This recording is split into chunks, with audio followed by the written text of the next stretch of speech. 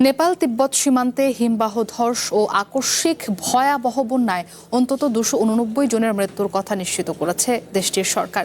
উদ্ধার হওয়া মরদেহগুলোর মধ্যে অন্তত 50টি মরদেহের পরিচয় শনাক্ত করা যায়নি।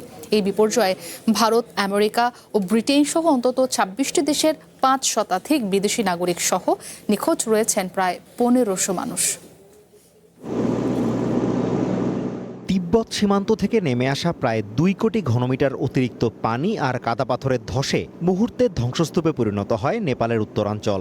প্রাথমিক ধারণায় ভূমিকম্পের কথা বলা হলেও আমেরিকার ভূতাত্ত্বিক জরিপ সংস্থা USGS জানায় হিমবাহ ধস ও ভূমিধসের ফলেই এই বিধ্বংসী বন্যার সৃষ্টি হয়। ভয়াবহ এই ঢলে ভোটেকোশি, ত্রিশুলি ও নারায়ণী নদীর পানি বিপজ্জনক সীমা অতিক্রম করে। বিপর্যয়ে এখন পর্যন্ত 1.5 শতাধিক মরদেহ উদ্ধার করা হয়েছে। তবে সময় বাড়ার সাথে সাথে প্রাণহানির সংখ্যা বহুগুণ বাড়ার আশঙ্কা করছে প্রশাসন। নগদ নিয়ে এলো হার না মানা হার অফার। সর্বনিম্ন 10,000 টাকা রেমিটেন্স নগদে পাঠালে থাকছে স্বর্ণের হার জেতার সুযোগ।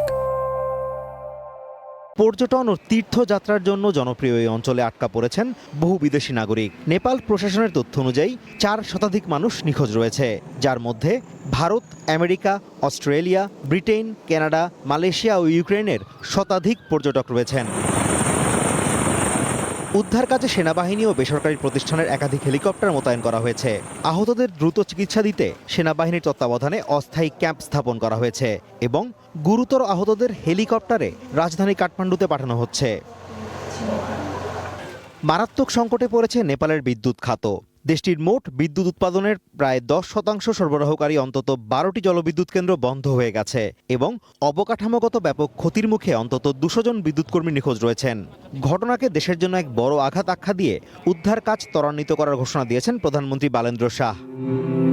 Azimur Rashid Kanak, one international desk.